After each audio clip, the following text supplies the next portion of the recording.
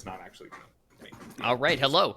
Welcome to the recording of the second part of Empires of Ascended, and we're going to be doing non-Shurima cards this time. So, same rules as last time, which is going to be we get each one veto, with which we get to determine where a card goes if we want, if we disagree with the others. This time, Hugh won't be joining us, so it's just Alex and Noble, but that's still 2/3 of the podcast.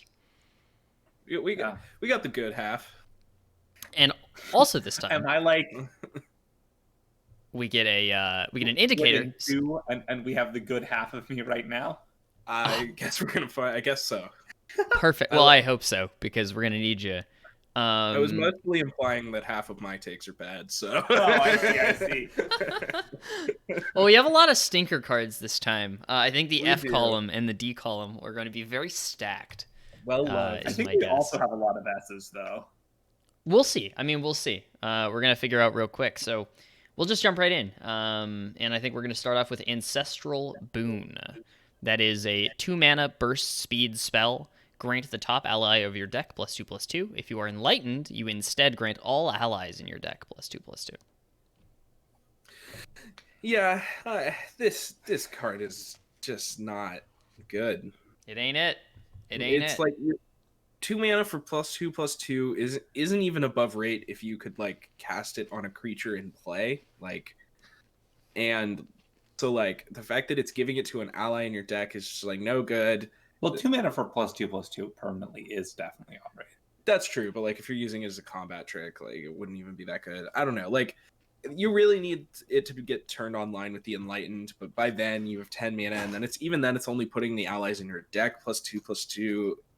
Yeah, I mean, if this was choose an ally in your hand +2/+2, I think at least then it would be like reasonable. But if you don't even get to choose what ally it's going on, it's just whatever's on top of your deck. You don't even know if you're drawing that card soon. Like, yeah, it's just not good. Yep. So I think I am rating this F. I think this card's an F. Yeah, I don't think you should ever play this card. Very cool. All right, moving on. What region is it? Oh, it has Enlightened. Is it? It is Freljord. Yeah, it sounded Freljordy, like just from it's Omen Hawk. This is not. Omen Hawk. This is not. And Omen Hawk is like a C now, and it used to be an S. Yeah, unfortunately. Well, so the second card is Battlefield Prowess. It is a 1-mana slow. It says grant an ally +1/+1. Yeah, I don't want to play this card ever. I think I said something about stinkers. Yeah, this one is a real stinker. Maybe charitably, I think this card should probably be a D.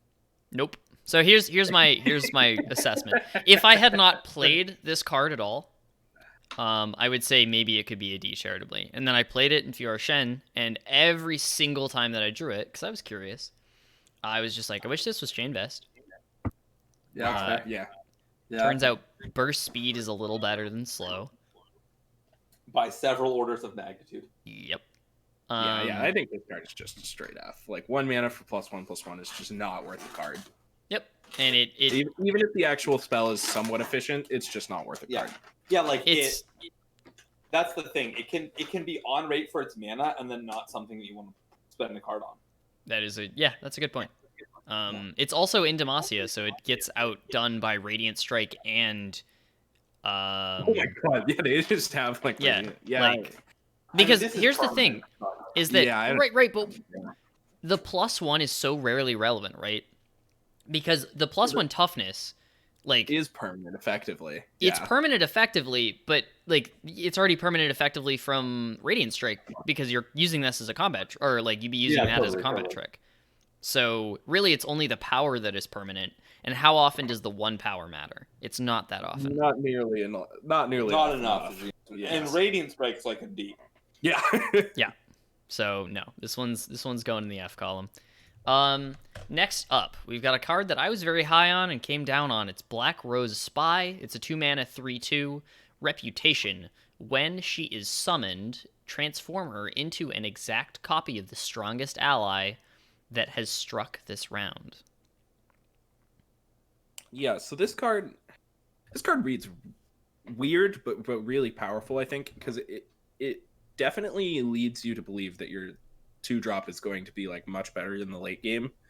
And don't get me wrong, it does still do that thing, but like it turns out that there are just enough 2-drops that are like really good that it's kind of hard to find room for the 2-drop that's better at late game. Yeah. Has kind of been my analysis. I still think it's quite good, don't get me wrong, but I've come down on it a little. After playing with it, I mean, it's not like the hardest to turn on, and don't get me wrong, No. I mean, usually what you're playing it over is a Noxus or like the Grenadier, in a deck that usually doesn't care that much about the ping, so you're really only missing 1 damage. But turning it on isn't the easiest thing, and it usually does just end up being a little bit worse than Grenadier. I mean, I certainly don't think it's a bad card, and I think it is at least making C or a C, if not a B. I think that it's pretty definitely a B. Like I think that I'm happy with B. It's clearly better than the like middling cards that are gonna put in C tier. Like I think it's above probably. rate for sure. But it's I don't know. I was expecting this card to be an A, and it's not. Same. This Yep, is the kind same. of card that I might use my veto to make to an S because I like it so much. But I hope you don't. We're trying to have integrity here, and It's just No, not at all it. Yeah. I think B is probably the correct place to put this. So the next card is a card that I've come up on, in fact. It is a 4-mana landmark, Blighted Ravine. When I'm summoned, heal your Nexus 4. Countdown, deal 2 to everything. Or countdown 1, deal 2 to everything. Yeah. I've come way up on this card. Yes. Yeah, I think the card's an S. Yeah, you know So, what? like- I agree. Yeah, I agree too. Actually, so like this card, I've said it a few times, but I really underestimated how good deal 2 damage at the start of the next turn's text is, because it means that you can't save your creatures from it with any pump spells in your hand, because it just happens. Like you don't get to respond. Unless it's permanent. Yeah, if your Few opponent are. if your opponent doesn't have things with more than 3 toughness, like this is just time, like completely eats their whole turn. It time walks them essentially. Like and even if they want to play a 4/4, now it has 2 health. yeah, and that really matters for your other avalanches and other blighted ravines and all that. So like this card has just really played way better than I thought it would. I think it's just an easy S. Yeah.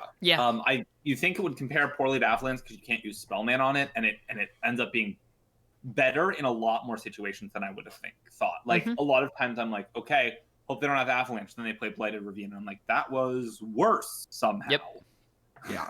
There are also really interesting cases where it going face does matter because you're playing it in decks like Lysandra Trundle that have an atrocity kill. Yeah, and honestly, the heal 4 to your 8 Nexus 2 really matters. Also extremely relevant. It's only heal 2 effective, but that's very relevant. Yeah, for sure. Yeah, so I think And that one more gets than an that, S if for your sure. Nexus is tough, still 3 effective. Ooh. Sorry, one moment.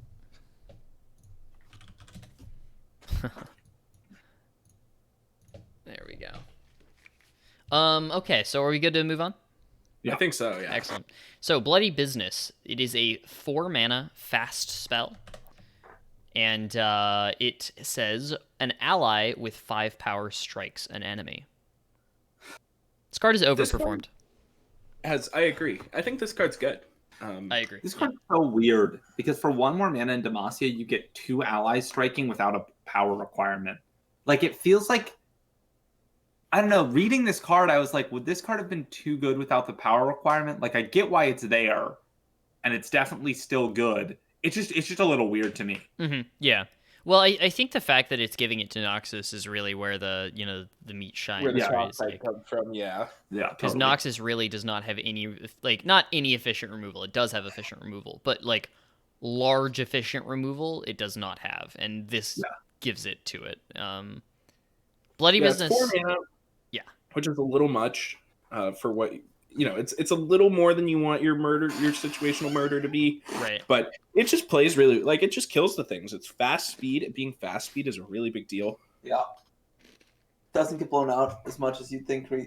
Yeah, you can use it in combat a lot when your opponent tries to line up a block, and then you can all right, we'll kill your thing. And then, Overwhelm, whatever. Yeah. That it's being just said, good. I'm not 100% sure where to put it. It's not an S for sure. No, it's clearly not an S. But is it I'm A or thinking B? I'm thinking B. Yeah, I think it's definitely an A or B, and I think B is probably correct. Yeah. It's played pretty well, but A's. I think A's the are pretty tough. deck building restrictions kind of stop it from really Yeah. taking off, where you'd be like I agree. extremely happy to put it in your deck, and it's a little tough to actually, get it in there. So I think B is the right place to put it. All right, next up.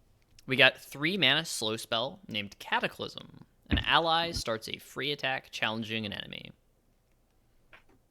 This card's pretty weird. Mm-hmm. And certainly it was an F before this patch today that changed the bug that you could just remove your ally from being challenged. Now it is an actual real card. Wait, you could just like pull it back, and you could just straight up pull it back. If there was another enemy attacking, like a Sand Soldier, you could just like block the Sand Soldier with the challenged unit. It was only if there was a Sand Soldier though. No, it was just like bugged. I think. Oh, actually, I think it was if there was a Sand Soldier. I'm not 100% sure. Anyway, but yeah, that's super weird. Fixed now. I've been playing with this card some because I was trying to put it in the traditional Scouts deck. And also, I've played some with it in the Lucian Azir deck. I think that in the Lucian Azir deck, it is actually actively good because creating those Sand Soldiers with, your 4/6 that's pumping all your guys when they come down is insanely strong. I haven't found another deck where I'm super happy to play it yet. Yeah, I agree. I tried it in that Scouts deck a little bit earlier. And it just felt a little underwhelming, basically. Clunky for sure. Yeah, just a little clunky. Isn't like the 3 mana didn't really make up, like it wasn't really any better than single combat ever. Yeah, that makes sense. And it's 3 mana, an extra mana, and slow, Yes. which are both very big drawbacks from single combat. Yes. Sometimes it gets you an extra attack with a scout unit. Yeah, see, that's the theory, but that just like never really happened. And I'm not going to say that can never happen. It definitely will, but. I think it is a lot better with the 5/5 Scout unit because you actually have something that is beefy enough to challenge something, survive, and get that attack. Well, that all makes sense, yeah. I think that this card is probably just worse than single combat for the most part. Right, but single combat is a very good card. Very good, yeah. And I think But this is a really situational use. Like, I do actively think that in Lucian Azir, Cataclysm is a much better card. I would go so far as to say. The single combat? Yeah, yes. absolutely. So I think this card is somewhere in the CB territory. Because there are times that I actively want this card in my deck over single combat. I think that it's pretty hard to imagine this card is a C. I think it's a B, probably. Okay. Like, yeah. If that's the description you give it, like where like I'm going to situationally put this card in my deck instead of single combat, I think it has to at least be a B. Okay. Yeah, single combat is like for sure. Yeah. And so, like, very comfortable putting Cataclysm at a B then, for sure. sounds good. All right. Cold Resistance. 5 mana burst. Get an empty mana gem and grant an ally +0/+2. Man, this is a card that I really thought was going to see more play than it has. Really? Interesting. I just thought that having another, like just a critical mass of ramp things was going to be something that decks maybe wanted. That's fair. And that just has not been true at all. Yeah, this one's just like it's much worse than Game 3 Life, I think. And in fact, it's funny because Cataclysm has been like reduced to a 2 of or sometimes a none of in these decks that normally would want ramp. Yeah, I think it's really a lot to do with the fact that like Field of Rush has seen a big downtick in play because people are doing the TLC thing with Lysandra and trying to kill people with the Watcher. But I will say, so it turns out you didn't actually really want to ramp that much in that deck. So if you ever do want to do something big and stupid, then I guess Cold Resistance is your card. But I think this is a D. Like, it's just gonna end up being a D for now. Like, might even be an F, but I think there are use cases for this card. There are I don't think it's gonna be an F. Like, I think there are gonna be times where like maybe there won't be times, but I think there could, in theory, at least be times where you just want a deck with 9 ramp spells and cast just the biggest things possible. And yeah, if that's your plan, then this card's probably going to do that. Yeah, I think that's true. All right. Concurrent Timelines, probably the strangest card to rate on this entire tier list, is a this 1 one's mana weird. slow card. And it says, for the rest of the game, let me move it on. The first time you play follower each round, pick one of 3 followers with the same cost to transform it into. So this might be good to actually explain how this functions for anyone who does not quite yet know. Yeah. So it gives both the play and summon abilities of the unit you originally played, and neither the summon nor play abilities of the units that's coming into play. This is important with Commander Ledros because 60% of the time, because there are 5 options of other 9-cost units, and you see 3 of them, one of which is the Dreadway. So 60% of the time you see the Dreadway, which doubles Ledros' skill and kills you. Yeah. Although not if you have a tough Nexus. Well, there's a lot of ways to disrupt that combo. I actually do not think that deck is particularly good. I think there's a reason that we've kind of seen a big back off of that deck on ladder. Yeah. Absolutely. The deck is not very good. A lot of people, including some pretty prominent streamers, were getting really salty about it on Twitter. And Yeah, now they're back to complaining about TF Fizz and all is right in the world. Yes. yeah, absolutely, yeah. So, is there a use case for this card outside of that deck? Because if there isn't, then I know where I want this card. But I think we have to be a little bit more lenient with it because it is a card that has a pretty powerful effect and costs 1 mana. I think this card is super sweet. It reminds me of, like, this game's version of, like, Birthing Pod. Like, that's a weird comparison, because that one lets you sacrifice creatures and tutor for other creatures, but it kind of, like, turns a bunch of your dinky value creatures into something pretty cool. That's true. And I think it definitely has potential there, even without the Ledros combo, and the Ledros combo is pretty sweet. So I think that I would probably put this card at, like, C. I think that it's going to be hard to not to like. I think you're going to play this card and Commander Ledros most of the time that you're playing this card. Right. But that has a lot to do with the fact that SI, the region, also just has a lot of good units that are like kind of poorly statted but have good effects that you're going to want to play. Like Very there's true. a lot of them. Very true. Yes. So, like, I think that it's almost always going to be in the Ledros deck because, you know, you get a lot of equity out of the actual Ledros thing on top of the fact that the SI creatures just pair pretty nicely with this card. And those 2 regions pair together well. And the 2 regions go together really well. So I don't know. I don't really see much of a reason to disassociate Concurrent Timelines with Commander Ledros, but like this is going to be an interesting card because this is one of those cards that I think we're going to have to think about like every time new cards get spoiled. Just like, hold on, like, is this ridiculous effect going to be too good if I play it in Concurrent Timelines? Like, I think that this card goes in C, and let me tell you why. I think that this card could be an S, and I think it could be an F, and it's so hard to actually rate the potential of the card that I'm pretty on just putting it in the middle where I think it is about right now. Like if I had to rate it right now, I would say it's a C.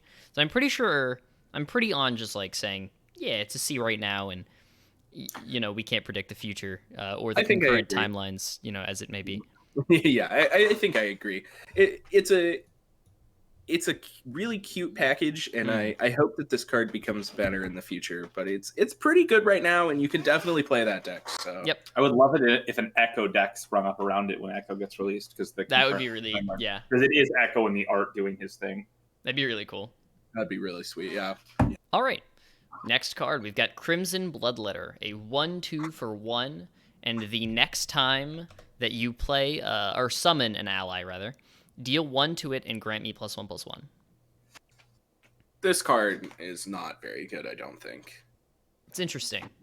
It can be a 1 mana 2/3, right? And this card's pretty good with like the Vladimir package, right? Of cards, basically, but those cards are like really awful.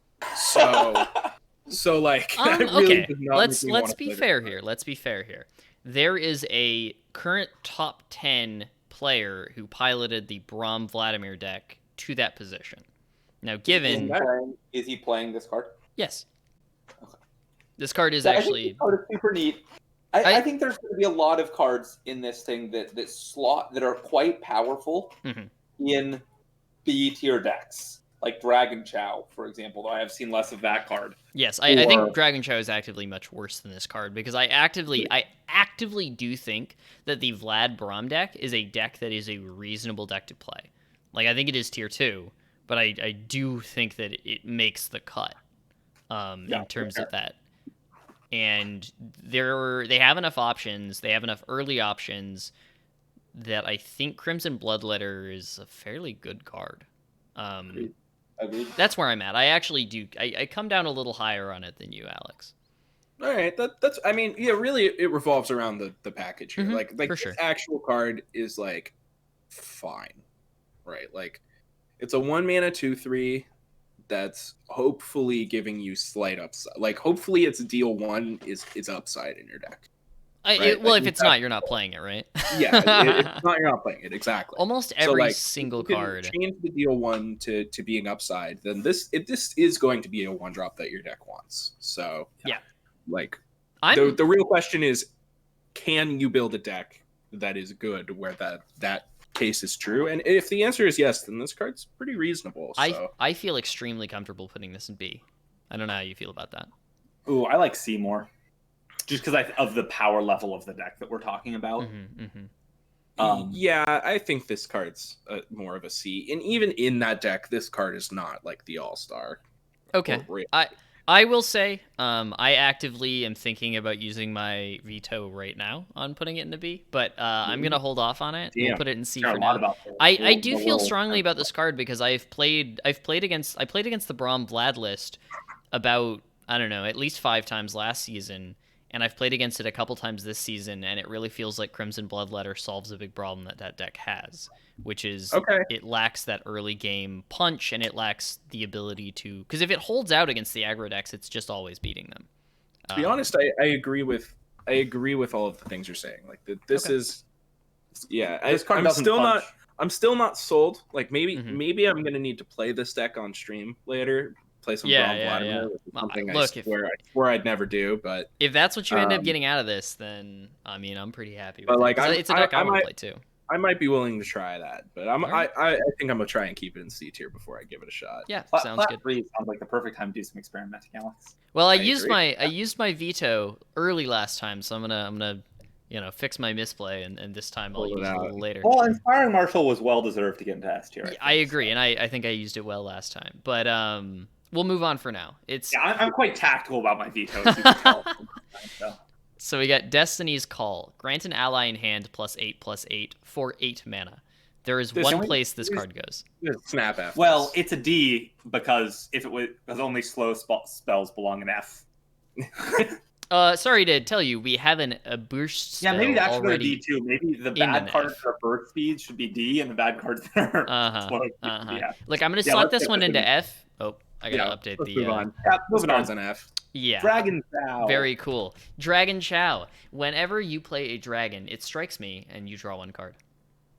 So, like, I don't know. So, like, Can we make this card tough and, like, really get going with it? This card strike it multiple times. Okay, so realistically... Wait a minute. 1 second. Hear me out. Dragon Chow on 1. Okay, this card's a D. Cold resistance on 2, making it a 0/5, and then we get more. How are you casting this 5 on 3? On 3. Okay. I believe you bill yourself as a competitive podcast. Am I correct?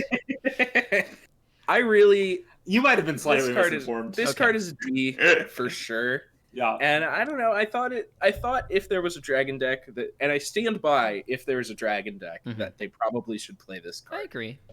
But turns out that deck is bad. Not really surprising anyone.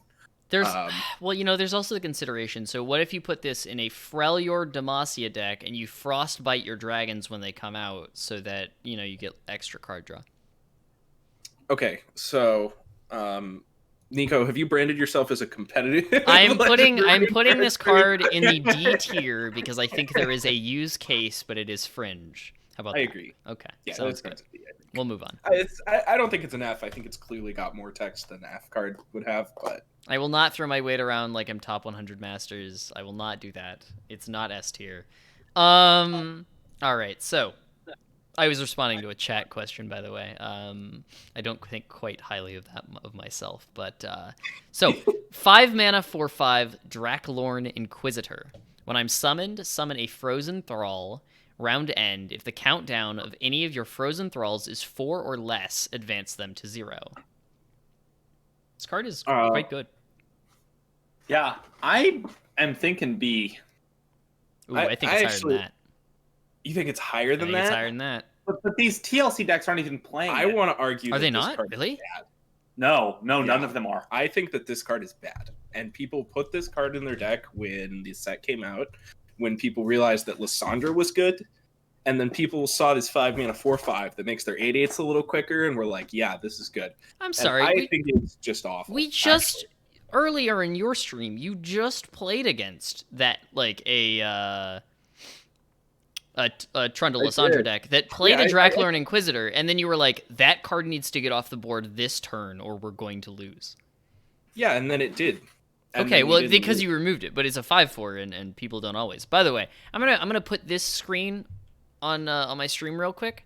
We see the most popular deck played. Let's see, it's got 115,000 matches. Second most popular deck in the game, 3 Draklorn Inquisitor. Just saying, Wait, just really? putting it out there. Yes. Those.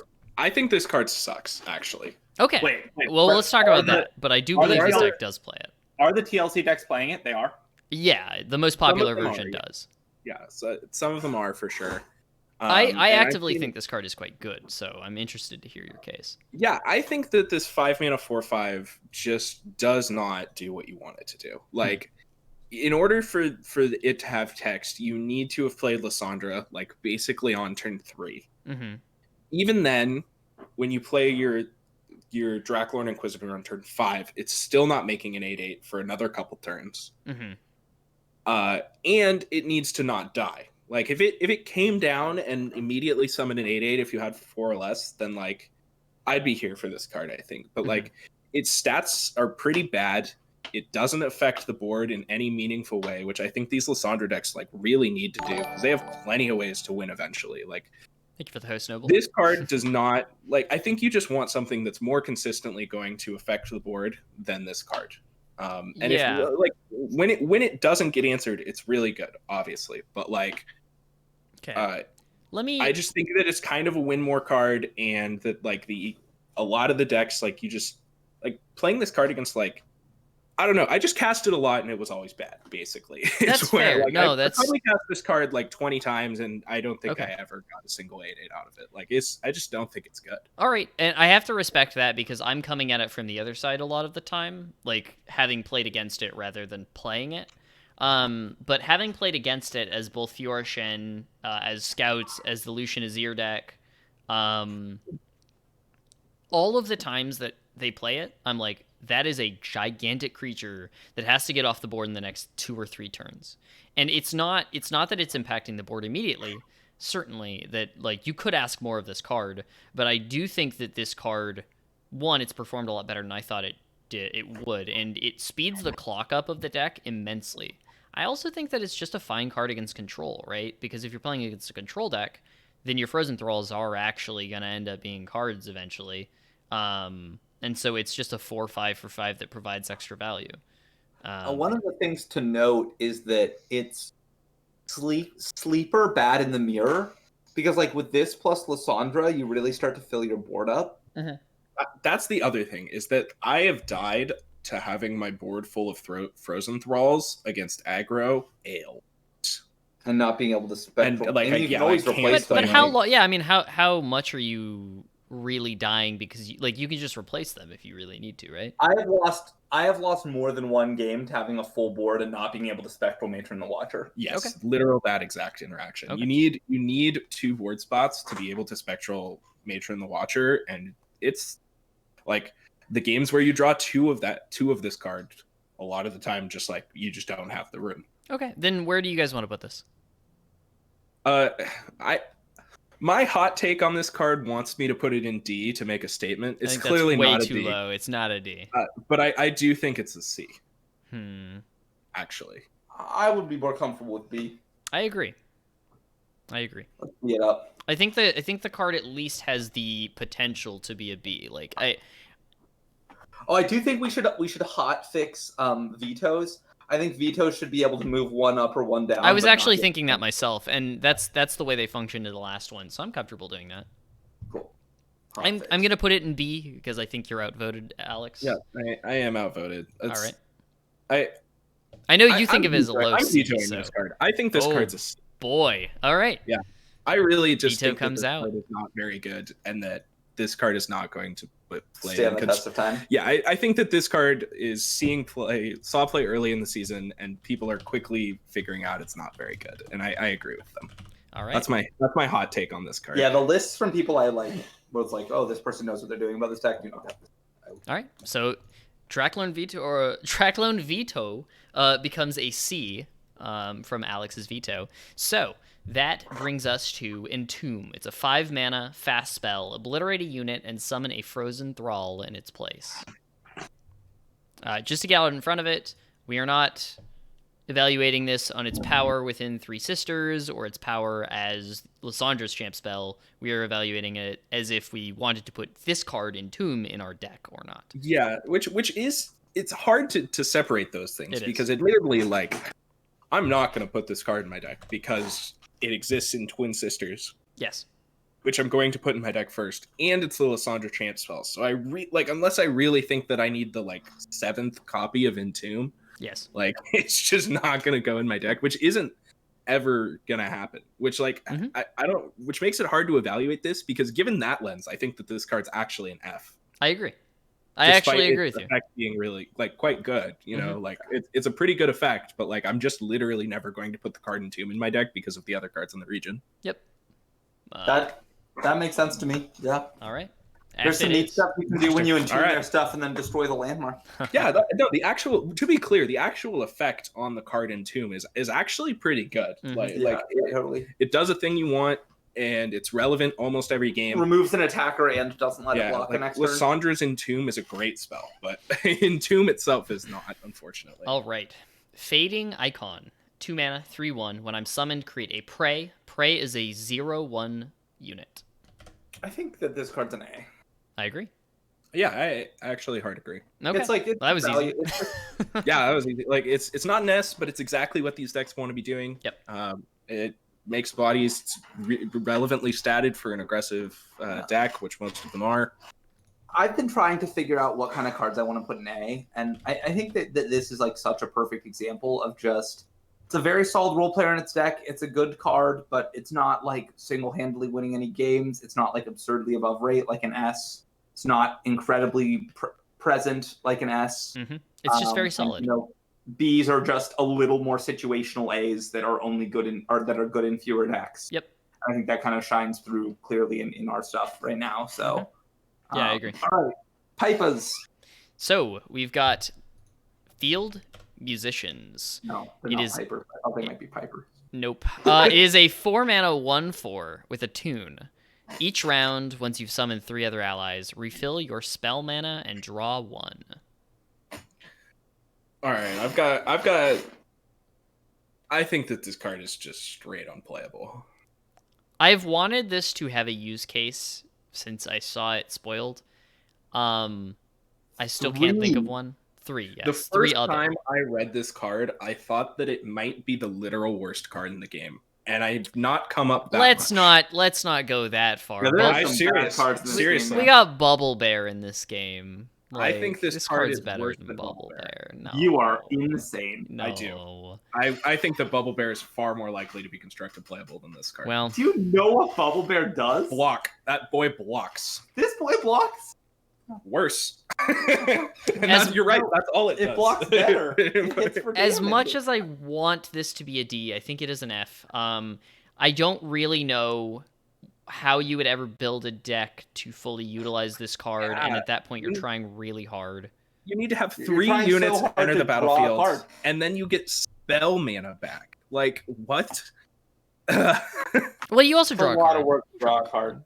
Draw a card and spell mana. I mean, it's not it's not irrelevant. It's just not that relevant, you know? Yeah, it's just so awkward because the only cards that really synergize with this are like the SI, like Shadow Isles cards that like are like summoning multiple ephemeral creatures because they're spells and that are making multiple bodies. But like this is an Ionia card, like I will go on record as saying I think there are use cases for this card out there somewhere and no one is smart enough to put it together yet. I will go on record saying that I think this card is wildly unplayable in every shell. I'm gonna put it in F, so I can't really back up my words. So, all right. Frozen Thrall. It is a 1-mana landmark. Countdown 8. Summon a Frozen Guard Thrall, which is an 8/8. So this is a 1-mana 8/8 if you overlook the rest of the text. So this card is even more we realized Lysandra was good. We put this card in our deck, and then we took this card out of our deck, and our Lysandra deck got good. Okay, this one I do agree with you. I think that this one... I mean, this one, by the way, still makes the most popular deck. This one I'm not as on. Yeah, with Draklorn Inquisitor, I think. Yes. Draklorn Inquisitor, I think, is a playable card outside of that. I am not so certain that this one is not. This one definitely not. I think this card's a D. Yeah. Like there's some use cases, at least. It's not an F, which when I read the first time I read it, I thought this card was just going to be an F. Me too. It is a little better than that. I would like to note that it looks like it comes down on turn 8. It comes down on turn 9.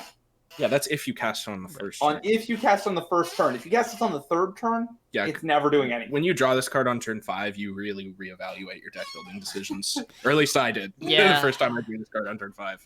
Yeah, I mean, the only other place that you're going to put this ever is in, like, a, Freljord Shurima deck, and you're trying to, like, sacrifice it for a 5/4, and I don't know. That deck is bad in its own right, so I think that deck bad and has better things to be sacking. This lands solidly in the D tier. All right, so now we've got Gallant Rider. Words are hard. 4-mana 4/4. Every time, or the first time I challenge an enemy, transform me into Vanguard Cavalry, and Vanguard Cavalry is a 5/5 tough. So it effectively gets a +1/+1 and becomes tough the first time it challenges something in a game. It's just a 4-mana 4/4. It's an elite, notably. It is an elite, yes, and that certainly makes it better.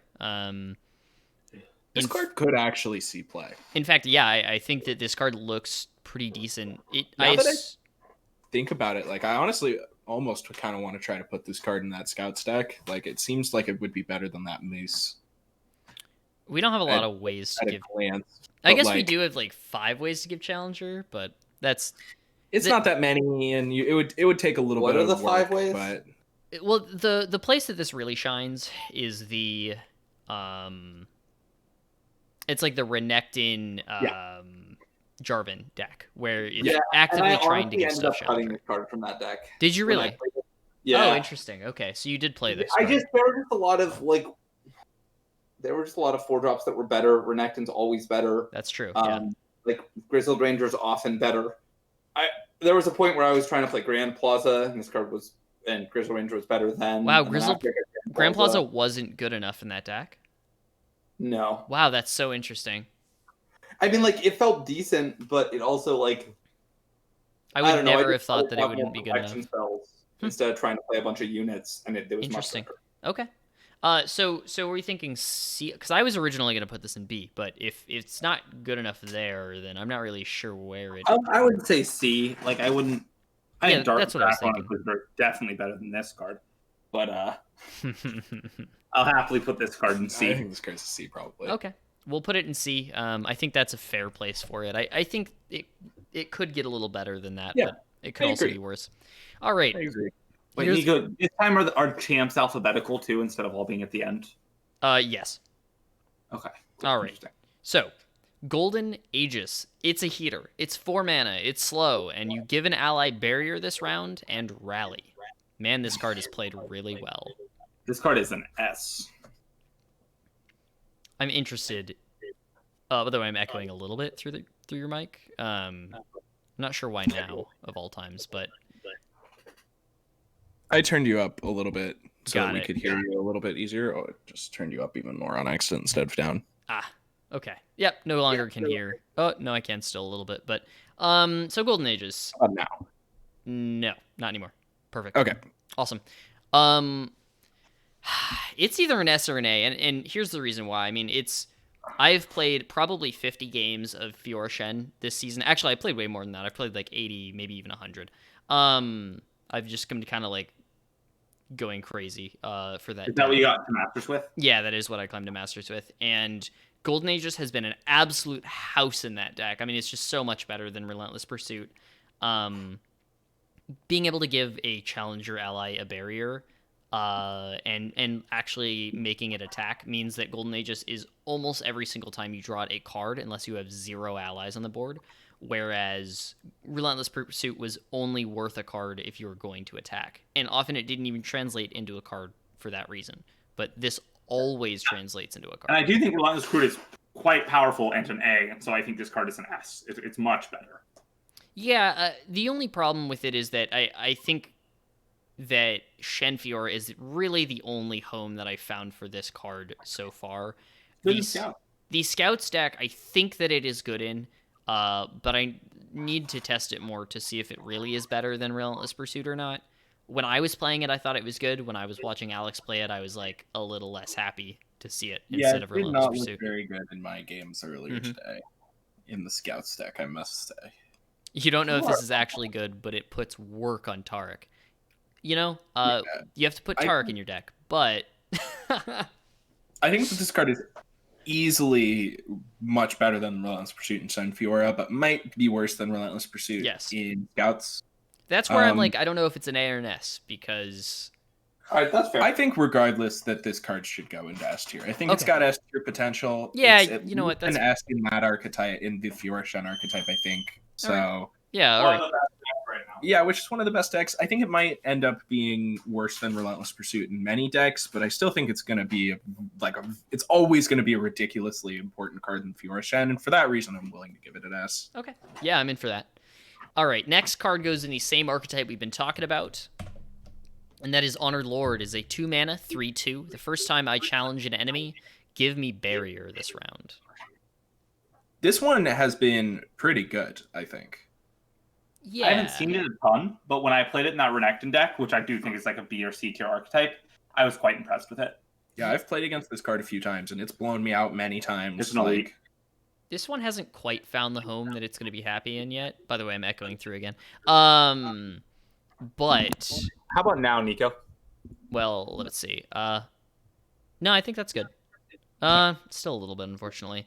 I changed my mic settings to only pick it up from the front, and the speakers are behind it, but it might still be bleeding a little bit. Yeah, it might be bleeding. But I think Honored Lord, honestly, even though it's not seeing the kind of results in the kind of decks that I would be like, yeah, this is S or whatever. It's not an S, but I think it could be an A, like, very easily.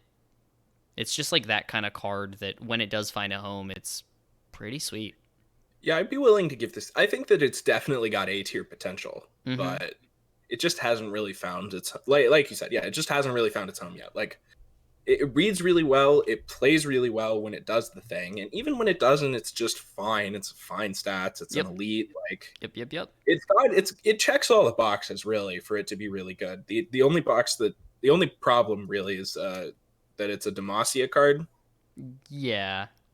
Yeah. Which is holding it back. All right. Well, we'll look past that for now. I think it's an A. I agree. All right, very cool. Let's do Ice Shard next. That is a 3-mana fast spell. Deal 1 to everything. Wait. Okay, I think Ice Shard's an A. Okay. So I don't think it's quite as omnipresent as Blighted Ravine. I think it's a little more niche. But I do think it's a very powerful effect. The deck's very glad to have. Very good in like Scargrounds decks. It's kind of neat in, and then also, yeah, it's really borderline on S. I think it's very close. Yeah, I think that I have not played with the Vladimir Braum deck, but like if I've played with the Vladimir Braum deck and Ice Shard is just insane in it, then I might be willing to move it up to S. But I think I'm a little more comfortable with A for now. Well, there's a lot of decks it fits in too, because it goes in like the I don't know if you've really seen the Swain Sejuani deck, but it fits there really nicely. That deck is really cool. Can't say I have, but I've seen that Lysandra makes Swain. sense. It's a that too. Scargrinds deck, basically. And yeah, I mean, it like almost solo flips Swain, right? Like, Yeah. and Blighted Ravine, you know. I don't think it's quite an S. I think that could be a mistake, but I'll put it in A and be happy with it right now. It's definitely a high A for sure. Yeah, I agree. All right. One thing I was gonna say is Yeah, like go for it. looking at Honored Lord and comparing it to Fading Icon, I think it's worse, and I think it's a lot more on the level of Black Rose Spy. It's like a solid 2-drop that hasn't really found a real home, which makes me kind of think it might be a B. But Oh, you're that's saying not- Honored Lord. What? You're saying Honored Lord, do you think Yeah. deserves to be a B? Just like when we put it up there, I looked at it in comparison to Fading Icon and Black Rose Spy, and I was like, It's like definitely right around those two cards, except Fading Icon seeing a little more play. I think that Honored Lord is better than Black Rose Spy. that's fair. I think Yeah. it's about right. Like, I think that those three cards in that order is like pretty much about exactly right. Alright, Yeah. cool. I agree. All right. Next up, our first champion, Jarvan 4. He is a 6-mana 5/3 with Barrier. When you attack, pay my cost to summon me, challenging the strongest enemy. His level up says allies have survived 4+ strikes from enemy blockers, and on his backside, he has all the regular text. He gets 1/1 bigger, and he says at round start, you create a fleeting Cataclysm in hand. And Would I get barrier when I challenge an enemy. And you get Barrier when you challenge an enemy. Thank you for reminding me of that. Does the Cataclysm have it still costs mana, right? Yeah, it still costs 3. Yeah. This card reads really well, and a couple things have contributed to not being as good as I kind of anticipated it to be. One being that it's a little harder to flip than I thought it might be. Mm-hmm. And then two being that deck shell is just like not like if your Demasia's decks right now are Fiora or Quinn, and Jarvan isn't better in either of those things, you're investing a lot of mana up front, and it's pretty hard to hold up combat tricks. And at most, usually like 3 or 4 mana of combat tricks. So it's like relatively easy to get blown out, or at least more than I would like. If This I leads this card to being a little worse than I anticipated. if I could add a third thing, the card is a little hard to actually determine when you want to use it. Because you can't, like, if you want to use it, you essentially have to be open attacking. You don't get a choice of whether you like, attack and it doesn't come out. It just always comes out if you have the mana and you attack. Like, you don't get the choice. Which lends it to be a little strange to play with. It's a little clunky. It's not quite as smooth as you want, like your marquee champion to be. Yeah. I read this card and like I envisioned the like play patterns with like Risen Mist where you just get to do some really nonsense things. Yeah. Mm-hmm. And it's much clunkier than Risen Mist was for a variety of reasons. Yep. But yeah, God, I still think this card is just like once again really held back by the fact that it's a Demacia region card. It's just like Noble said, like the Demacia archetype has like a couple things it's trying to do, and they're mostly driven by the power of specific mechanics, and Jarvan unfortunately is neither of those things. But I still think this card is really juiced, and I still think it's going to be really good at some point, but I'm losing a little bit of faith that that's right now. Maybe after the Twisted Fate nerf. I cannot imagine putting it anywhere above the C tier right now. In fact, even that might be slightly too high. Ugh. I think that we put like Talia in D tier, right? It's solidly better than that, I think. That's fair. I think it's got to be at least a C.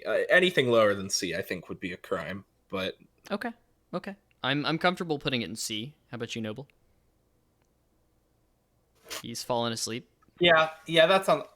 Nope, That makes me sad, but does sound good. yeah, I don't know. I maybe want to lobby for B because it is like it's at least quite good in the decks where you're playing it, but it is just a champion card. So like you really have to compete with other champions. Yeah, I think all of the reasons that we said, I don't think At least I'm personally not comfortable putting in C. Makes me very sad, but yeah, that's fine. All right. Well, following our first champion comes our second champion. It's a 5-mana 4/4 Kindred. Quick attack. The first time you slay a unit each round, I mark the weakest enemy. Round end, kill units with my mark. Level up. I've seen you slay 2 units with my mark. And once she levels up, she gets +2/+2 when you slay the first unit that has her mark on a round. Is that what it is? Or no, it's when you slay the first unit in a round, it gets +2/+2. Yeah. Does it have any extra text? Nope, it keeps all the same text. Okay. Just get the bigger. This card looked a lot better than it actually is, and I'm a little sad about it. I was very excited to play this card. Yeah, this one I think is kind of like I am to Jarvan as I think most people are to Kindred. Like I saw Jarvan and thought it was going to be really insane and really good, and I think most people thought similarly of Kindred. Yeah. And it turns out they both just don't play that good. I thought that of both of them. Yeah. I was pretty impressed with Kindred a couple times I saw it, and then rarely. Well, sometimes when your opponent plays it, it feels pretty unbeatable. Yeah, Not a lot of good ways to remove it in this game. it can be I pretty think that good. it has a lot of potential. I think it definitely deserves to be a tier up from Jarvan. I'm not certain that's true. Yeah, I think it's a C2. Yeah, I think Yeah. This card is worse than Black Rose Spy and Cataclysm. yes. I mean, not in a vacuum. No. but like I we're think not it's evaluating in a definitely vacuum, for right? their playability being significantly lower. I think I would like the lobby for Kindred being a B because I think in the decks that she goes in, she fights less for spots with Jarvan and it's just like much more likely to see play. And also like building around her has a much higher payoff than Jarvan. Yeah, I see what you're saying, but like I think the payoff for building around Jarvan is that your opponent dies, right. and the payoff for building around Kindred is that you do the Kindred thing. You do Yeah, but like there are plenty of other cards that make your opponent dead, but Kindred is like this cool value shell. that I right, like. but I think this is you wanting Kindred to be good, and I don't think this is Kindred actually being good. Like Yeah, that's kind of what I'm hearing.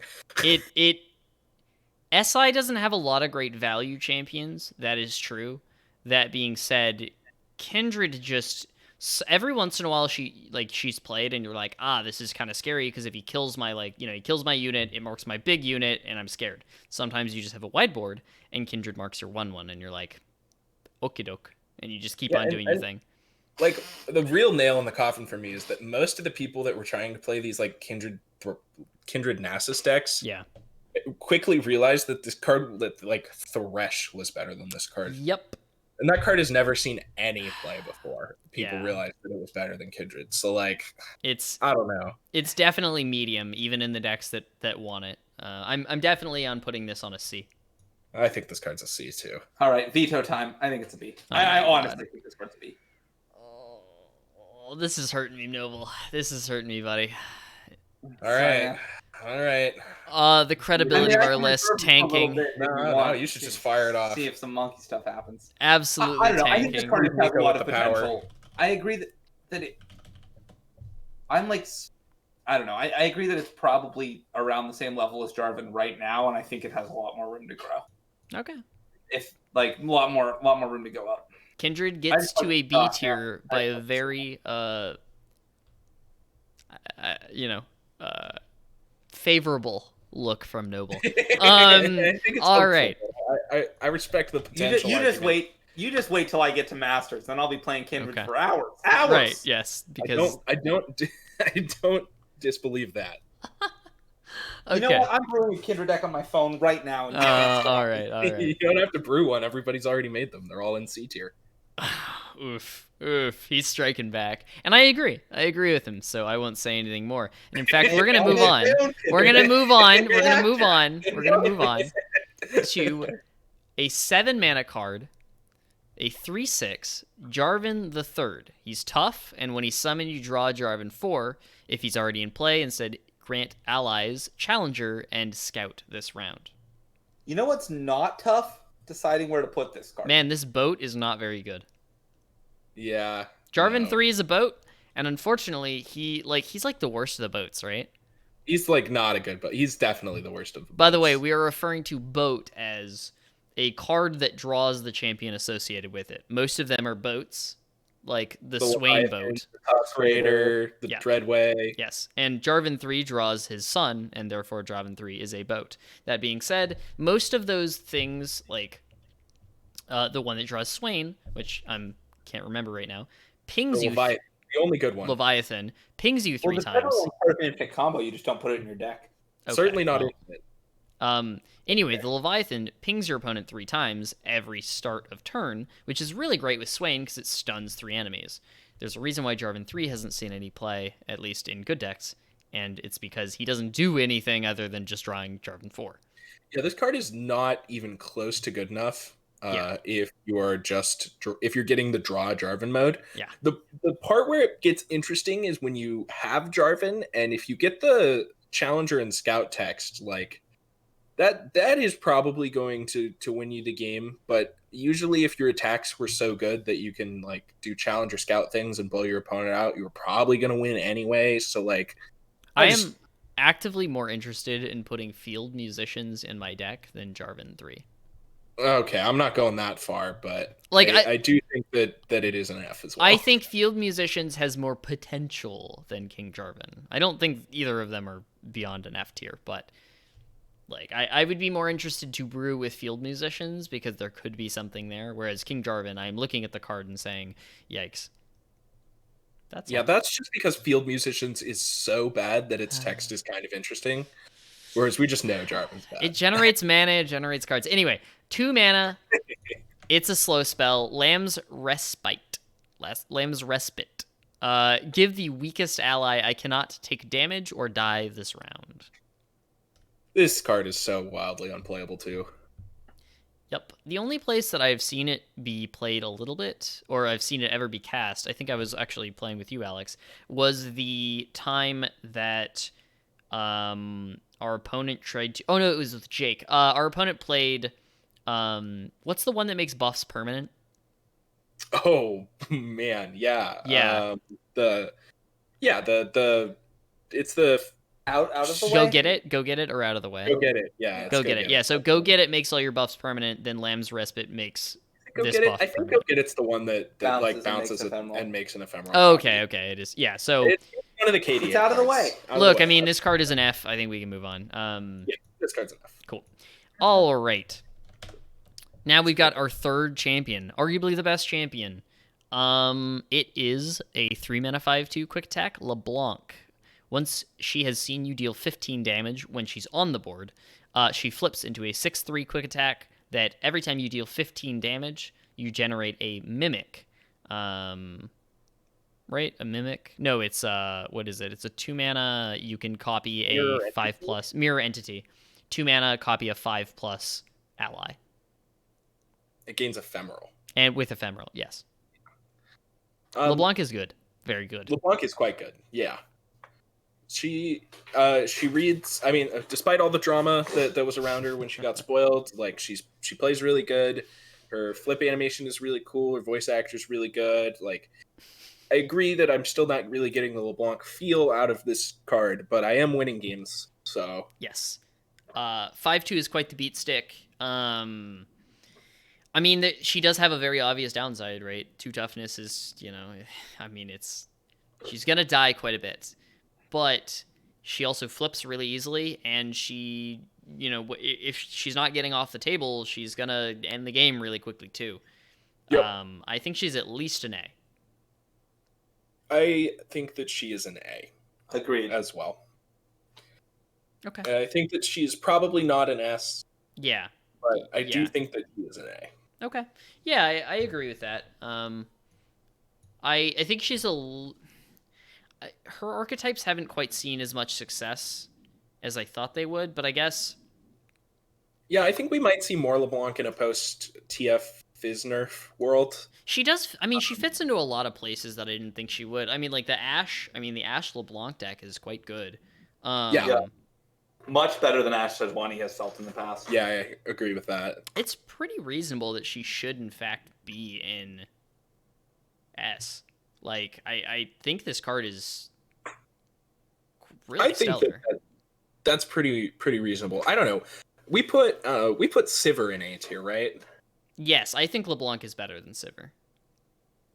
All right, I don't hate it. I'm pretty down to put LeBlanc in S tier. And I think that it's pretty close. Like, she fits in a lot of places. She just plays really well. I think the reason why I would rally to put her in the S tier is because if you like look at the cards you're comparing her with, right? Like the other 3 drops. I think the best card to compare her with is the 4/3 Overwhelm for 3 in Noxus. This is another power. It's quick attack, right? You can compare her to like, it's just that much better. I mean, the toughness is a big loss. No, for sure, but champion, like the fact that they're even comparable in this as a champion is kind of unfortunate. Well, I mean, not really though, because if you think about 4 mana, right? Like, look at Sivir. Obviously, Sivir is better for stats and has Spell Shield, but 4 mana is a huge jump as to what you're comparing it with. I think the 3 mana cards that LeBlanc is comparing herself with, I don't know. I think she compares very favorably. House on turn 3. Yes, it's very scary if you don't have a removal spell for Yeah, her. I'm in. Put her in S tier. Sick. I like it. Let's do it. Now we've got another champion. They just all happen to be right next to each other in terms of lettering. It's LeBlanc. Or, sorry, it's not LeBlanc. It's Lysandra. We just did LeBlanc. It's Lysandra. 3 mana, 2/3, tough. When I'm summoned, summon a frozen Thrall. If you summon 2+ allies that cost 8 mana, when I level up, or she levels up if you've summoned 2+ allies that cost 8+, and when she levels up, you summon a Watcher. And a Watcher is an 11/17 that costs 17, that starts costing 0 if you've summoned 8+ allies that cost 8. There's a lot of text that I'm having to explain. Yes, basically, Watcher means you fucking win the game if you've played 4+ allies, because if it ever attacks, it obliterates the enemy deck. So that card has a lot of text, but really what this card says is 3 mana, 2/3. I'm really good against aggro. Yes, because when Lysandra flips, she makes your Nexus tough as well. That's the last part that I have to explain. That's really what this card says. Yep. And I thought that Watcher thing was going to be pretty irrelevant, and that all these like Watcher combo decks were going to be really janky and bad, and it turns out they actually aren't either. Turns out one of the best decks in the game right now.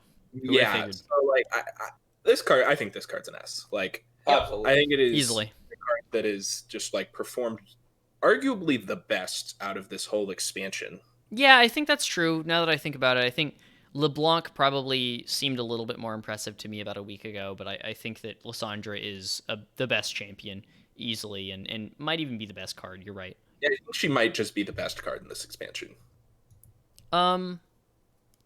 Yeah, I mean, I don't need to spend too much thought into that line. She's just very good. She goes in S. I mean, we don't really need to argue too much more. Well, I'll tell you what. I think this next one gets about the exact same amount of arguing. It's called Loaded Dice, 4 mana, slow for the rest of the round. When you damage the enemy Nexus, nab 1. What even is this card? I don't know. I've seen it cast once. Put it in F and move on. I don't understand. I've seen it cast once. They cast it. They lost, but it was pretty cool. It's pretty sweet with the Black Market Merchant. Yes, that is where they played it. They played it in the NAB deck, and I mean, the NAB deck isn't good in its own right, and that's really the only place to put it. Let's be honest. All right. So, going to the next card. I believe this one is also an F. It's Lost Riches, 4 mana burst. Create a treasure. If there aren't any to draw, create 2 treasures in your deck instead. Sorry, it says draw a treasure is the first one. And then you create 2 if you can't draw. So most of the time this card says 4 mana, put 2 treasures into my deck. Yep. Thanks, I'm good. Yep. Deep is not a playable archetype. Deep is the only place you'd play this card. And Still never this card would make Deep worse. Yep. That's an excellent way to phrase that. All right. I saw it in my opponent's deep deck yesterday. We handily clapped them. It only got salvaged away. Well, yeah, I'm gonna say that's not a compelling argument to put that one in anywhere F tier. Yeah, getting tossed is the biggest upside for this card, so that you don't have Yes. to draw it. Yeah, you toss that one out of my deck. That's one of those cards we're putting in our deck so we can discard them. Yeah. How my about- favorite argument for why any card should be in a deck. How about Mask Mother, a 2-mana 2/2? You play it, you kill an ally to grant me its stats and keywords. It's fearsome. Has this card? Haven't This seen card, this one like, I cast. know people were pretty excited about this one, actually. Or at least I heard some mutterings about people being excited to play this card. Let me just say, one sec. Pedro says there is a top 50 NA player playing Deep. That is true. There is a very good player who is piloting Deep Good for to them. really overcome the weaknesses of the Deep deck. It's like, Rock Lee. It's impressive. Like, he's got like weights on right now. Yeah, right? that's really impressive. I mean, you could make the same argument about the Braum thing, but I'm going to conveniently overlook that argument because I think the Braum deck is better than Deep. He's got the training weights on still. He just, some people just really like the Deep deck, and that's okay. In fact, we know one of those. His name is Hugh. All right. Yeah, that's okay. I'm going to confess this isn't exactly professional, but I need to talk about it. I'm playing this game of Fiorshen in the background, Okay. and my opponent is a goddamn coward. I just attacked a River Shaper into a 3/2, and they just took it. Wow. Attacked into their Lysandra. They just took it. I was so hoping that this would be at all relevant to what we were talking about, but it didn't even get close. So we're just going to move on. Mask Mother.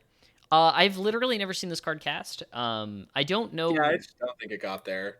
Yeah, I'm a little bit encouraged to put it in D tier because I think there are some use cases.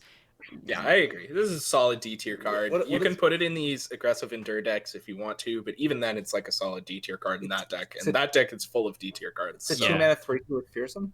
It's a No, 2-mana it's a 2/2 Play, with eat a Fearsome. thing, gain my stats with Fearsome. Yes. Oh, okay. And what are its base stats? 2/2? I would say that maybe Nobles should pay more attention to It's a the D. tier list It's that a- we're making. It's a D. We can move on. It's also just not as like this F tier looks really bad, like way worse than the Shurima cards. Yeah. Oh, yeah. Well, I don't know. There are some pretty heinous Shurima cards. But But like I This don't up know. here looks worse than most of the Shurima cards. Yeah. All right. So Mimic. It is a 3-mana burst. Reputation. I cost 1. You pick a spell in play or in hand and create a fleeting copy of it in hand. This card is so unplayable. Yeah. It's interesting. Even when it costs 1, you are still paying the 1 mana extra tax for admittedly whatever the best thing going on is, which is fine. But when it costs 3 and it makes the card that's fleeting, it is your whole turn. And how often are you just having a bunch of extra mana in your Noxus deck so that you can afford to pay that much more for the thing? I mean, doesn't happen. you can copy champions with this, whereas the mirror cannot. But you're never putting this in your reputation deck, and if it's not reputation, then I don't know what you're doing with it. Yeah, exactly. Yeah, I think this card. Yeah. All right. Penitent Squire. It is a 2/2 that costs 1, and when it is summoned, if you behold an elite, create a tattered banner in hand. My god, this card is quite good. I would love to make an argument for this card to be an S tier. It's close if it's not. Yeah, I think that this card is certainly better than the Fading Icon or Honored Lord. Yes. I've been immensely impressed. Really good. Yes, I've been immensely impressed.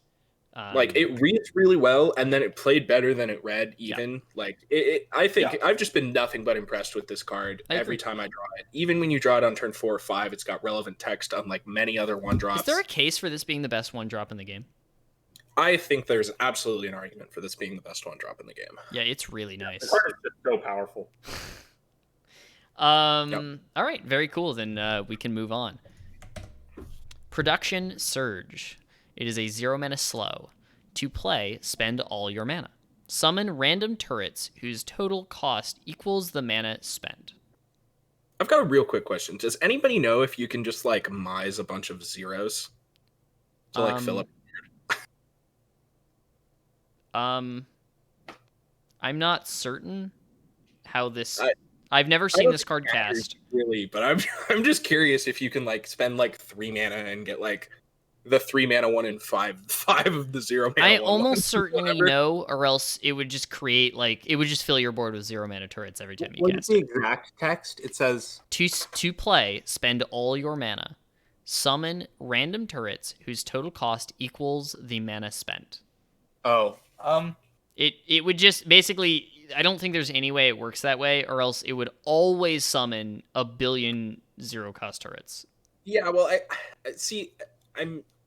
That argument makes sense to me as well, but I could also see it where it's like, you know, you just like flip a coin and maybe you get a 0 or something. Like, Yeah, maybe, but Is that to fill your board, right? sorry, what'd you say? It says to fill your board. no. No, No. it just says summon random turrets whose Oh, total I'll- cost equals the mana spent. Okay, yeah. That's fair. I can see it's sometimes getting 0s. All of this is to say this is evidence that none of us have ever cast. the I card. have Yeah, this- no idea when you would ever And, put this like- card in your deck, though.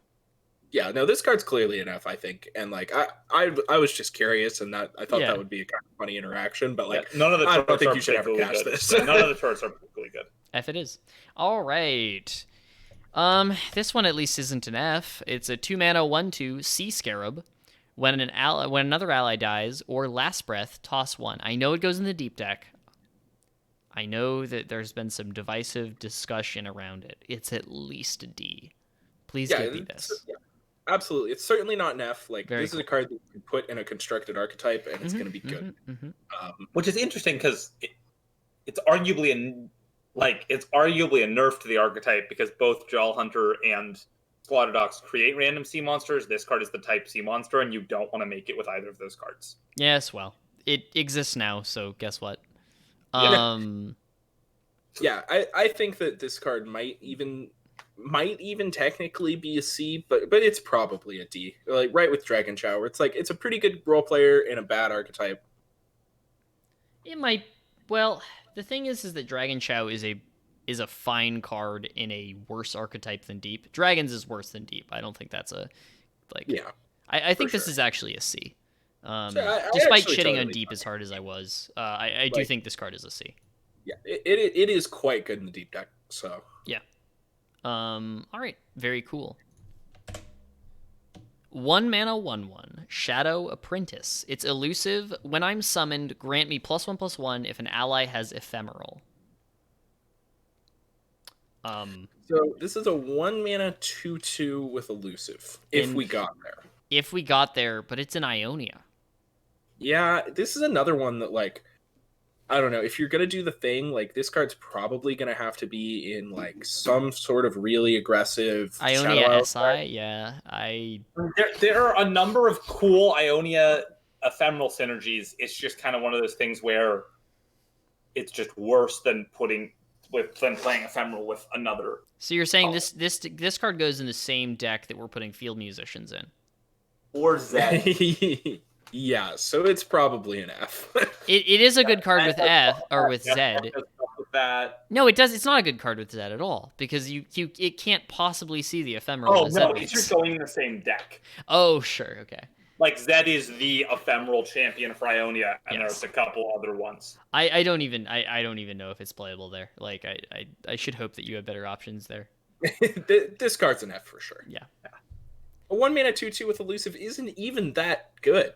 No. Has this card heard of Wiggly Burblefish? Yeah. Like if this card was a 3/3, I might be in. Oof.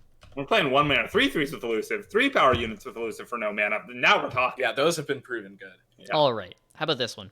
2/5 for 4. Shrieking Spinner. It's a spider that when you attack, grant spider allies +1/+0. I think this card's pretty good. I had some hopes. That this card would kind of be better than it's really been proven to be. Yeah, I mean, Um, spiders haven't really reared their ugly head quite yet, and they may. It's gonna get a be little tough. better It's gonna if be they tough get with Trundle Lysandra a around. less red card floating around. Yeah, Um, I don't even know if that's true because Trundle Lysandra is so good. Yeah, and Trundle Lysandra is so good. I mean, like this card is not in a good spot in the meta, but Yeah. I do think is another pretty reasonable card in a not so good archetype. True. I think it's probably a C. Yeah, I Is this think card that's Noxus true. or Noxus or Shadow Owls? It is Noxus. Noxus. Yeah. That's what I figured. Yeah, the Mhm. buffing spiders ones are usually a Noctis. Sounds good about there. Yeah. Yeah, I can't imagine putting it in D, and I can't imagine putting it in B. So, man, Me neither. When this set was spoiled, I couldn't imagine putting this card in the same tier as Jarvan, and if it was, I would imagine it being a little higher. why are we putting Yeah. this card in the same tier as Dracula and Inquisitor? Boy, That card's bad. SMH. I'm very pleased that Kindred ended up ahead of Dracula and Inquisitor. Me and Alex cahooted to make it happen. Yeah. Well, all right. I Cahoots. guess it's kind of heinous, but 4-mana fast spell, Sigil of Malice. Reputation, I cost 1, deal 2 to anything. So this is just 4-mana Mystic Shot that becomes 1-mana Mystic Shot later in the game. The problem is that Mystic Shot is better in the early game. Yeah, So this one doesn't pass the eye test, kind of unfortunately. misses. Or It- you're killing your opponent with it. That also works. It at least, I think, does it make it to D? Or maybe Oh, it's... it makes it to D tier. Okay. I don't think F. Like, I've seen it played enough that I would It's I've not seen C. It's not a C. more Come on. play and seem to decenter than a lot of cards in C tier. This So card- I yeah, wouldn't mind putting this card in this C card tier. kills Twisted Fate. Like, I don't think it can be an F. No, but No, it's not an F, but I think it's a D. When are Oh, you yeah. putting this card in your deck? Like, I I think- think that you've seen this card be played a lot more because it's LeBlanc's champ spell. Oh, that's fair. When the times they cast it, it might have been LeBlanc's champ spell, honestly.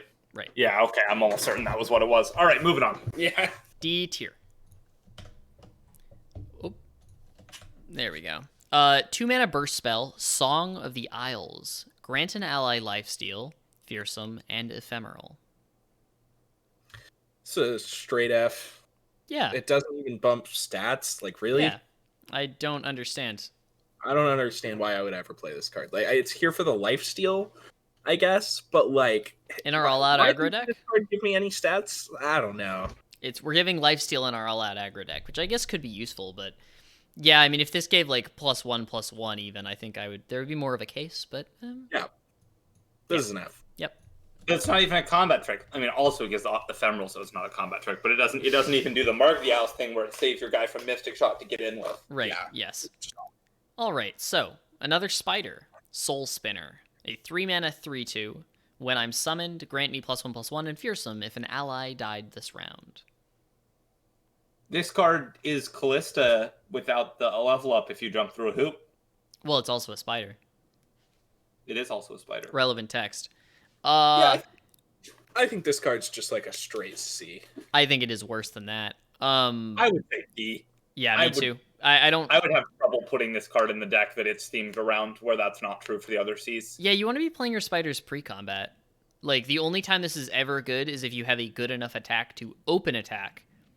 And then, like, this one picks up the pieces to become I mean, a it's also card. going to get you block. Yeah, I don't really think that I would put this card in the like spider deck. I think I would put this card in the like endure aggro deck that's trying to play like Ravenous Butcher and stuff like that. That's true. That is true, actually. That's where I think this card belongs. Okay, But I and don't then- think it's up on rate. I mean, yeah, and it's just like kind of just not good enough Yeah. really there.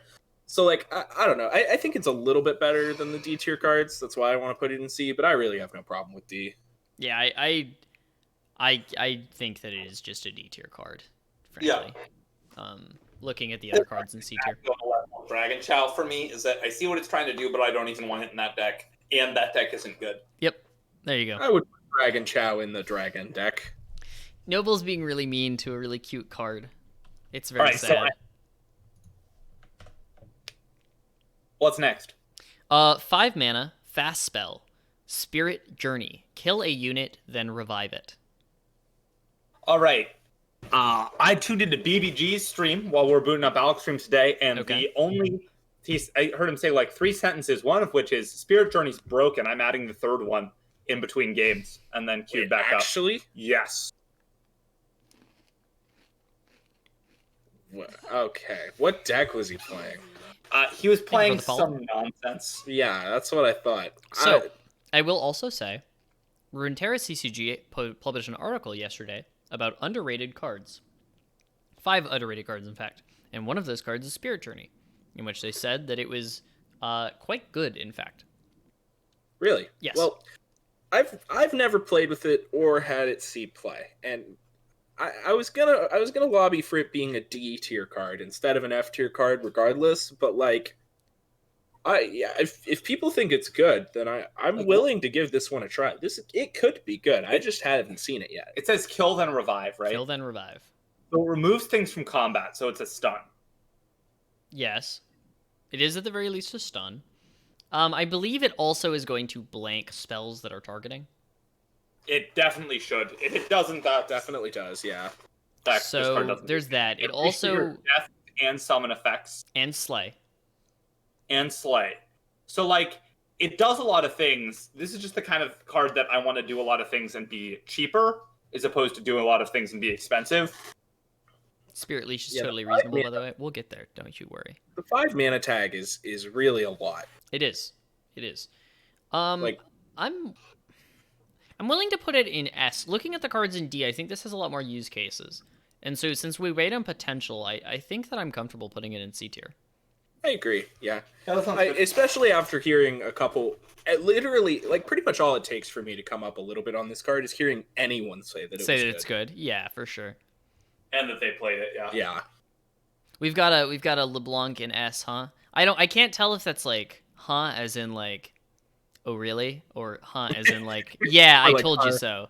I think I interpreted it as a like, huh, like an interesting. Right, exactly. Well, that's coming from Kuvra, so I guarantee that there's some There's no opinionation, and I'd be curious to hear that opinionation because it's coming from a pretty reliable source. But for now, we'll move on to Spirit Leech, and that is a 4/1 for 4 mana. Play, kill an ally to draw 2 cards. So this card is like, I've seen it put into play a Mhm. reasonable amount, Mhm. and it's played a little bit better than I thought it would, to be honest. Yeah. Yeah. Hard to attack into. Really, like sometimes you like stun their unit and they get to kill it. Kills random prey tokens. Like it's just played well. Yeah, it certainly played better than I thought it would. I think that it's actually a B. I would agree. Yeah. Like, when I looked at this card at first, I was like, well, I just saw the 1 toughness, and my my eyes got really big, and they did like the big red flashing warning signs. Exactly the same, yeah. But It's notably a glimpse beyond that you can't interrupt with a removal spell. Exactly. You can't respond to play exactly. triggers like that. Mm-hmm. Yeah, I was very, I definitely underestimated it based on that, and I think that it's both card advantage. It does exactly what the decks that you put it in, want it to do. Yeah, it sacrifices Cursed Keeper a lot, and that's quite good. Yes, exactly. So it just makes the deck a lot more consistent, and drawing 2 is, good. Yeah. So. Oh, side note, every time I put Blighted Ravine in my deck, the first thing I run into is Cursed Keeper. Yeah, well, I mean, guess what? That's still fine. Yeah, it's not that bad. All right. 3 mana burst spell, Spoils of War. Grant an ally +1/+2. Plunder, grant +2/+4 instead. This card sucks. I don't understand. Yeah, it's a combat trick that you're supposed to play like after already damaging their nexus. It doesn't. I don't get it. Well, it's okay. To be fair, it's a permanent buff. Keep that in mind. Yeah, it is permanent. +2/+4, like, it's just so. That's just such a bad stat line to get. Like, it is very much so competing for, or competing with Troll Chant. I can't imagine wanting that many more combat tricks than just Troll Chant, and it's also in the Frostbite region. Yeah, and I think I would put I think I would play like Fury of the North before I played this card probably too. Yeah.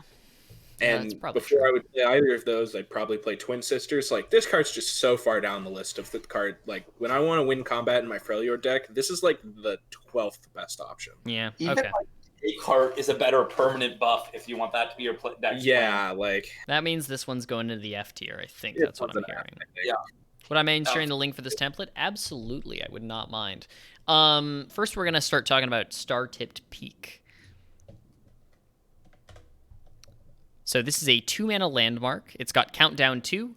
It's create 2 random celestial cards that cost 3 or less in hand once it goes off. So, the Celestial cards that cost 3 or less, it is a little bit better than than you would think, because you're not getting them until a little bit after where you would want them on your curve, but they are actually just pretty powerful. Usually, I think Zoe proved that, but a lot of the power in that was being able to choose, and this one doesn't let you choose. I don't think this card's very good, unfortunately. Yeah, that is also where I am at. So I will say, here's the thing. I don't know if you've seen these decks, and I just want to get my piece in before we, go off explaining how it's a bad card. I've been watching Alan ZQ. He's a fairly prolific Twitch streamer. I imagine most people know of him. He's been playing this card in the basically mono Targon deck, and he splashes SI just for atrocity to get some damage to Nexus. And I think that when I was watching him play, this card played a lot better than I thought it would. A lot of the Celestial cards have inherent card advantage, or at least a couple of them do. If you hit a messenger off of this becomes straight up a 3-for-1. And it's not like you have a very long time to wait. You play this on your turn, right? On your turn 2. Pass. Guess what? On your 4th turn, you've got 2 more Celestial cards. Yeah, no problem. And I think this card actually plays a lot better than I thought it would on its surface. Certainly. That's fair. I just they're very good to fit into a curve early in the game, the Celestial units. But there's kind of a critical mass of them that you want. And you already have Spacey Sketcher, the Fangs, and Zoe, which I all feel like are better ways to get them. Yes. But I could be wrong. I don't want to give this card an F or anything. It just seems like not what I want to be doing. Yeah, but it goes in the same deck as all of those, yeah? It's not like exactly. And then you're competing for slots, and well, it depends. Chargers you can make before they're bad or whatever. I think they play pretty well together is kind of where I'm going, but I can see where you're coming at it from. I don't want to put this any lower than a C. That's my own personal opinion. I think that it plays fairly well in the specific decks that you want it. In fact, I could see it even going so far as a B after watching it be played. I've never seen this card in play, so I was going to give it a D with just never having seen it. But yeah, if it plays better than it reads, then I'm more than willing to give it a C. Sounds good to me, yeah. Okay. I'm going to put it in C, understand. I think this card could very easily be a B based on potential. I think this is one of the cards that we really haven't seen explored a lot yet, and I could on the see short list for things to play. Yeah. All right. Getting nearest to the end, we got 7 more. This one's Strength in Numbers. It's an 8-mana slow. Summon 2 Legion Marauders. Legion Marauder, by the way, is a 3-mana 3/2. Well, I guess the mana isn't really relevant. But it's a 3/2 that gets +1/+1 every time you attack with any Legion Marauder. So yeah, it when it attacks, it pumps all Legion Marauders everywhere, right? Yes, that is what it is. Yeah. So with both of them attacking, they're both 5/4s, Mm-hmm. and you're putting this in deck with other Legion Marauders, so 6/5s. That's pretty big, but they have to attack, and it's 8 mana. Compared to reinforcements, get back to me. You have to think a second about what reinforcements did. So I will say, I've played this card in a deck because I was curious how it would play. Okay. It impressed me. Really? I'm not going to say that it's a B or anything. I don't think it's a B. But I think what ends up happening is, say you play a Legion Marauder on 3, right? Or 4, for that matter, which isn't too absurd. And you attack with it, and then, it trades off or whatever. So then, on your turn 5 or your turn 6, because you banked some spell mana, because you had this card in your hand, you were planning on it, you play this, and then you attack with either, you attack with 2 6/5s. Right? That is a massive tempo swing. I'm not certain that the shell that I was playing it in was optimal in any way, but this card is quite good in the Reputation deck. It turns on Reputation really easily, and it's a pretty big tempo swing if they can't answer it. I had it boxed a couple times, which was pretty sad. But the sweepers don't really answer it very well either, because, unless, if you haven't buffed them all, at all, rather than Avalanche answers them pretty well, but it doesn't answer them very well is Blighted Ravine. True that. So I don't know. All right. You convinced me a little bit. I can see the potential here. Like, they attack pretty big. Yeah. If you can't answer them immediately, you're probably in trouble. Mm-hmm. Yes.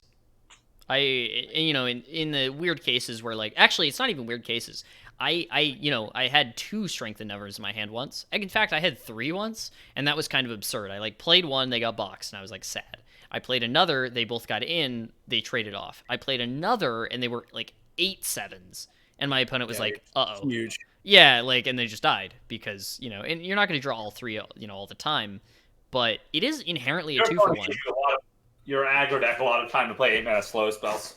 Well, if you're playing like a bigger aggro deck, like the reputation decks, against like a troll opponent. I can see this being good. My concern is largely that, like, this card is 8 mana in the same region as Captain Farron, and 8 spell mana, different story. It's true. It's a spell, so you can play it before turn 8, which is a big deal. But there's only so much room for the threats like these. Mm-hmm. I at least want to. Card's great, but I mean, like, it sounds like there's at least some stuff going on.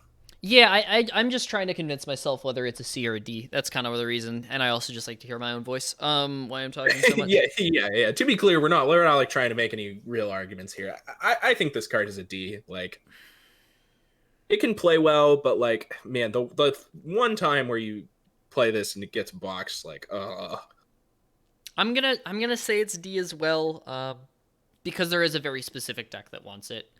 But I think in that deck it can be quite good, but it's never like stellar. You're never like, oh my god, strength in numbers just want. Well, that's not even true. You are sometimes like it just won me the game, but your other 8 mana cards might have won you the game too. So yeah. Okay, D works. 7 mana, 6/4, the Aether Fiend. Either Fiend. I don't know. It's fearsome. You play it, you kill an ally to kill an enemy. So, like, I mean, I haven't seen this card in play ever. Yep. Nor do I really expect to. Yep.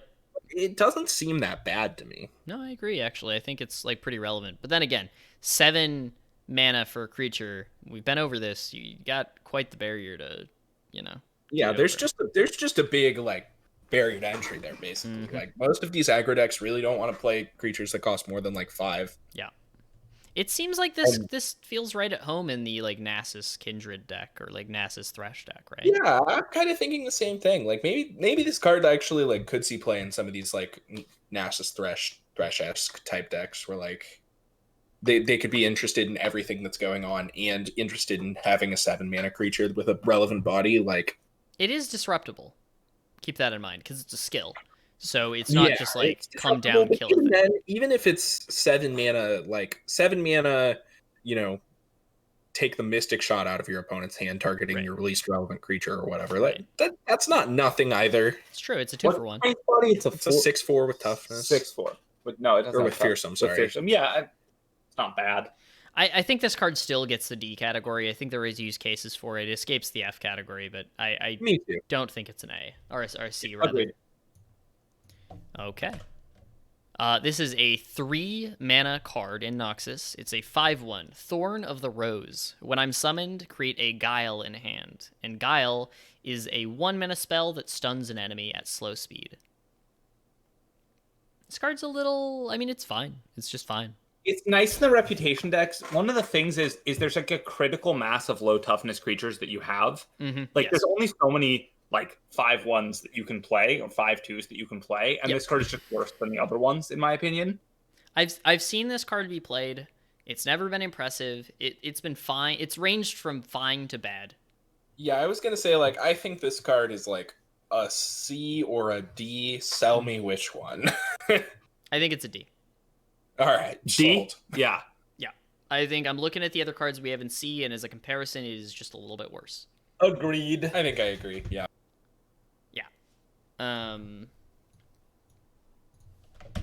Three Sisters. I have seen this card mostly be a worse flash freeze, but if you can, you should read what it does though. Yeah, so this one's actually got quite a bit of text. It is a 1 mana burst. Create a fleeting flash freeze, Fury of the North, or Entomb in hand. Flash Freeze is the 3 mana Frostbite an enemy. Fury of the North is the 4 mana, give a unit +3/+4, or it's just +3/+4 for 4 mana. And Entomb is the card we already talked about. It's the one right here that we have an F tier. But that being said, I don't think Entomb is an F tier effect, and Three Sisters makes it a lot better. Okay, this card's hard to evaluate. It is. I think it's let's start with all 3 effects are good on this card.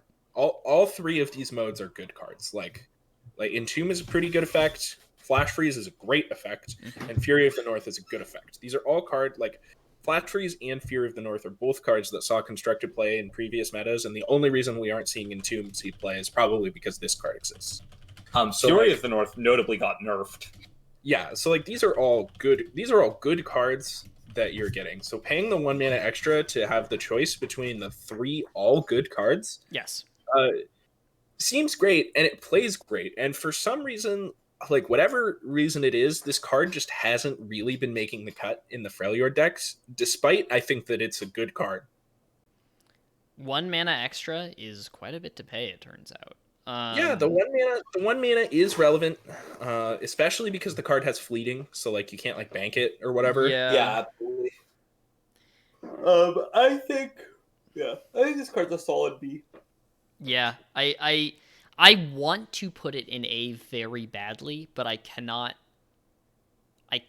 do it. Like, I don't think... Very simple. You have a veto, man. I think that this card should be an A, but Yes. I have no evidence to stake that claim. No, but, like, I don't want to put it in... Like, I want it to be an A, but I don't want to put it in A, you know? It's like, I don't actually think that it is A good. So, Yeah. I think B is where it deserves to be. I think that it actually probably is A good, and that it just, like, whatever it is, like the Freljord deck's just, I don't know, maybe eventually we'll see a Freljord deck that's trying to have a fairer plan than any of the Freljord decks do right now, because we haven't seen very particularly, I guess fair might be the wrong word, but like the Freljord decks have been a lot of like Feel the Rush in the past, and now they're like these TLC combo decks or whatever, where they're like trying to play the Watcher and whatever, and you know, like none of these decks' plan is like play some creatures and try to win the board combat or anything. And I think that Three Sisters might have a home in a Freljord deck that's playing is more along those lines. I agree with you, Selden. If it lost the word fleeting, it might be S tier, yeah. Spells, and there's been some Freljordy decks like that before. Mm-hmm. It also... One of the problems is that the reason Entomb is decent is because it's 2 mana worse than Vengeance, and when it's only 1 mana worse than Vengeance, it looks a lot worse. Yeah, that's a good point. Anyway, I think we can move on from this one. Alrighty. 6 mana, 7/7. Towering Stonehorn. It's in Demacia. I don't take damage from enemy spells or skills. So, kind of a weird one. It's really big. It is really big. And it's got relevant text. I don't know when you would put this in a deck, though. Like, when... So here's the thing with this card. This card is like one of those cards to me that like everyone's gonna forget about, and there maybe, just maybe, will be a time where I'm looking at a seasonal tournament and I think to myself, man, I just need another threat in my Freljord deck to beat P and Z or whatever. And this card might just scroll past this card and think to myself, all right, let's give it a shot. Like I can see the world where I'm gonna put this card in my deck list for a competitive tournament, and that's basically the only time it's ever gonna see play. This sounds like if it really spikes the meta in a sweet way, probably in a tournament. Sounds like a very strong argument for D. I agree. Okay. Sounds good to me. Okay. Someone said earlier that they were really excited to see Unto Dusk be slapped into D tier, and we're gonna see about that. It's a 2-mana burst spell. You draw 1 when you cast it. Nightfall. Activate an ally's Nightfall effect, ignoring any targeted portions. I've seen this card most used on cards like Doom Beast, where basically it's a 2-mana draw 1, drain 2. So it's literally Ruinous Path? It is literally Ruinous Path, except it has some extra flexibility, but it also doesn't always have something to... is it only followers or can it get champions? It can also hit champions. So we can hit like Diana. We can also Aphelios. hit Aphelios. Okay. We can also hit Nocturne, Yes. but I don't know how that would work because it says ignoring targets, right? Mhm. Yeah. Yeah, so it doesn't quite work, actually. What?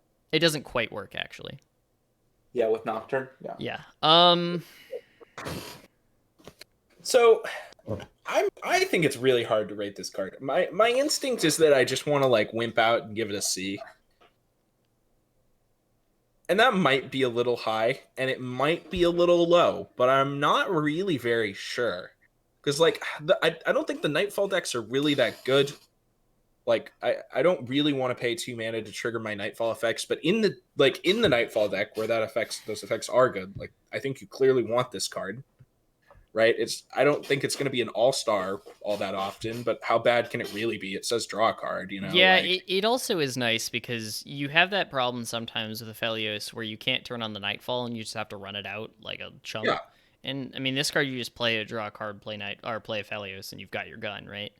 I'm between C and D. I think Ruinous Path is better than this. Oh, for sure. And I guess to be fair, I wanted to put Ruinous Path. Oh no, Ruinous Path was in B. That's right. Even though I wanted to put it in C. I think I'm leaning C. I think I want to give it the benefit of the doubt. I agree with you. I think this card could be really good in certain metas, and I think it makes the C bucket, I guess. Yeah, and it really does. It is nice because you can play it at any point in your turn on the Nightfall with the Nightfall deck, and that's a card that like.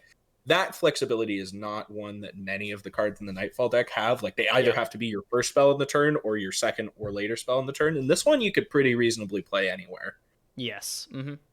Yeah, okay. I think it's going to get the C treatment for now. It's also worth noting that, like, Stalking Shadows has taught us that the first Doombeast trigger is pretty good, but, like, the second, third, and fourth often, like, go a long way towards just finishing out games. Yep. And this card is that. Yeah, I mean, it definitely is treated like a little bit worse of a Ruinous Path in some cases, but I mean, I don't know. It's a burst spell, draws a card, like you said. Yep. So yeah, we get to close out with a bang here too. We sure do. Whispered Words, 4 mana, burst spell in Noxus, very relevant. Reputation, I cost 2, draw 2. This is the best reputation card. Yeah, this card is notably the most played Noxus card right now. Is it really? I actually didn't look at that. Yeah, I checked up the graphic. I think this card is a pretty clear S. Yeah, I think rightfully so too. I think this card is a clear S as well. Yep, I agree. I mean, it's card draw in a Noxus or in a in a region that doesn't have or didn't really have any like just straight up card draw before, and it really sticks the mark of just being a very stellar card. It's just efficient. Like this card doesn't do anything fancy, but it's just very efficient. Whenever your opponent casts it for 2 mana, you're like, whoa! Suddenly, you're like, they're pretty long cards. They have 2 cards or whatever, and then they like cast this. Notably, and they draw into each other, and they all cost 2 mana. Yeah, this card's great. Notably, it is also the card that makes Reputation look the best because most Reputation cost reducers, for whatever reason, they chose to design them to be more early game cards. Whispered Words is not an early game card; it is a late game card, and cost reducing your late game card feels a lot better. Yeah, you can have some really, really high tempo turns with this card, especially when it costs 2 mana. Yes. I don't know. I could sing its praises all day, but if you haven't played with the card yet, it just feels really good to play. So like I just recommend playing it, and I think you'll get it. Well, that rounds it out. I'm looking at these cards to veto, and honestly, I mean, everything looks pretty good. I was thinking pretty happy I'm getting Kindred down. Yeah, I mean, I wish I could put Dracula and Inquisitor back in B, but I can no longer do that. I can't put Kindred back in C either. I think that this is honestly where I want everything. Ice Shard is the only card that I would really look at and say, like, that deserves to be an S, but I think that A is honestly the right place for it. Agreed. So, yeah, I like this list, and I don't feel the need to veto anything anywhere. So I'm Sick. We nailed it. Yeah, exactly. Well, except for the 2 that you guys vetoed. Yeah, Yeah, we strategically outmaneuvered you, is what you're trying to say. No, I had it exactly where I wanted it, and then you guys screwed it up. I think that's more along the lines of what I'm gonna say happened. Screwed it up. We fixed your bad tier list. You're welcome. Yeah, that sounds right. Well, I really appreciate you guys coming on once again. Yeah, thanks for having us on. Absolutely, I had a great time. So here's the list. We're heading out to record this week's episode of Champ Select, so people checking it out, be sure to check that out when it comes out this Thursday. If you guys are interested, those listening, you can hop in the Champ Select Discord. This is a link directly to it, where we generally play and we try to hang out, and you can talk to us there if you have stuff you want to talk about. Almost 100 members, and may do something special once we hit 100 members. There you go. Really cool. Highly recommend joining to get in on that. Yes, indeed. So, Alex, would you like to plug your Twitch channel? I know that you rated here already. Sure. I was streaming earlier on twitch.tv/AlexIsBacon with underscores where the spaces are. Had a very good time. That was my first stream. I'm going to be streaming a lot more, very consistently, hopefully. So, with that, I think I got to head out. So thanks for having us on, Nico. Good luck with the rest of your stream. Thank you very much. Alrighty. Excellent. Later. See you.